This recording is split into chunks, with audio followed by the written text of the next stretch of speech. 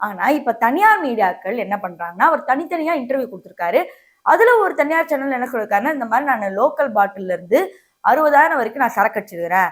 ஆனா இந்த சரக்கு அடிக்கிறது வந்து எனக்கு புடிச்சதுதான். அப்பவே நான் எல்லாத்தையும் பார்த்துட்டேன் அப்படிங்கிற மாதிரி ஏதோ ஒரு கிளிப்ப அன்னைக்கு ட்ரெண்ட் ஆனத இன்னைக்கு மறுபடியும் எடுத்து போட்டு மறுபடியும் ரீபோஸ்ட் பண்ணி ஒரு சில மீடியாக்கள் ட்ரெண்ட் பண்றாங்க. இதே மாதிரி பல இன்டர்வியூல அவரை என்னென்ன பேசியிருந்தாரோ காமெடியா வந்து இந்த அல்கஹால் பத்தி பேசியிருந்தாலும் அதை கொச்சப்படுத்துற விதமா வந்து இந்த நேரத்தை அதை அப்லோட் பண்றாங்க.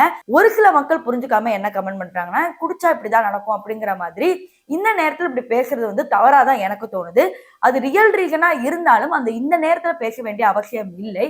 ஒரு சஜஷனா ஒரு அறிவுறுத்தலா வந்து இப்ப இப்படி ஆனனாலதான் இப்படி நடந்துருச்சு, அதனால நம்ம ஹெல்த் எல்லாம் சேஃபா வச்சுக்கணும் அப்படின்னு சொல்ற விதம் வேற.